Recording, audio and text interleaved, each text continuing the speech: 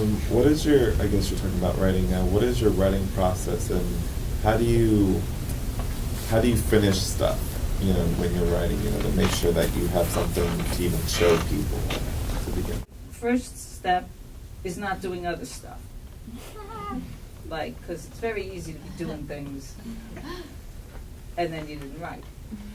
So, but you can't say to people, I can't because I'm writing if you're not really writing, but you have to otherwise they won't, do this, do that, do the other, and you go, no, I can't, I'm writing.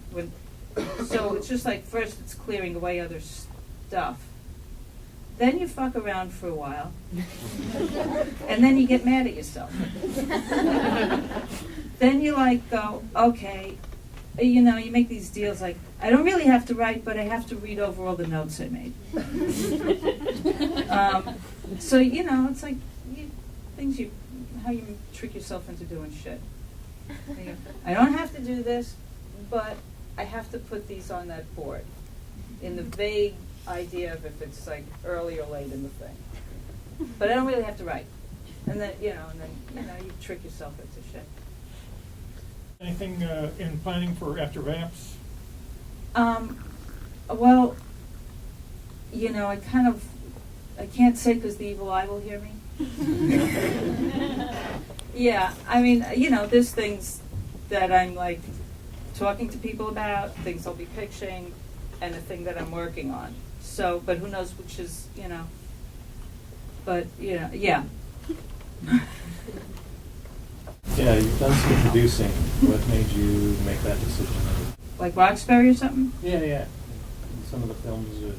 That one I like. I saw the sketch and I talked to Lauren Michaels. I said, I think this would be like a funny movie. And so, we all met and started talking about who could write it and what it would be about. So that was like fun to just be doing it, to like pound out all these things, but not to be like the one that's directing it. But I kind of liked messing around with that one. What is it like going into an established TV show like The Office or Gossip Girl with these established characters and directing an episode? Well, actually, that's like the one time I sort of like kind of figured something out. I went into The Office, and they had already, they had their style and they had their thing that they were doing.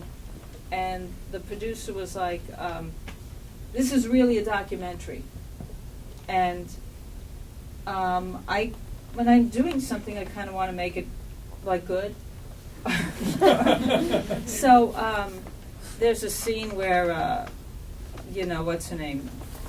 Jenny and John Kazarinsky, they're like looking at each other and talking. And he's supposed to be starting to like her or whatever, and I have a shot of him, and then I turn around and want to get a shot of her. And the producer was like, no, we're going to shoot it from behind the palm tree. And I'm like, why? He goes, because it's like a documentary. And I'm like, but I have the other shot, and you want to see two eyes when people are falling in love. That's where you see it. And it's a corresponding angle. One angle goes with the other. And he said, like, what's a corresponding angle? And then part of me went on a vacation in my head. I was like, all right, it's behind the tree. But I started off with like a new girl comes into the office and all the men are like acting like they're doing other stuff but peeking. And I wanted to see like a wide shot where you would see them all trying to do other stuff and their heads popping up like those things you bang. But they would like keep going to these other angles. I'm going, but no, I want to see that. And they're like, but it's a documentary. And after a while, I just went, whatever. They're on their own thing. I mean, I would try to like say, can we get some makeup on Steve because he's looking all shiny and his hair is all greasy and bad. Can't we like fluff him a little? And they're like, no, it's a documentary. And, so I didn't watch it ever again. And then a few years later, I watched it, and they made everybody look a lot better. But they were like, no, it's a documentary, you can't do this, you can't do that. And I thought it was like, so they didn't like me. I mean, I was never asked to come back. And I thought, well, you know, there's no point going into somebody else's party and saying, why aren't you serving organic food? You know? It's like, this is what they want. Let them do what they want. It's not yours.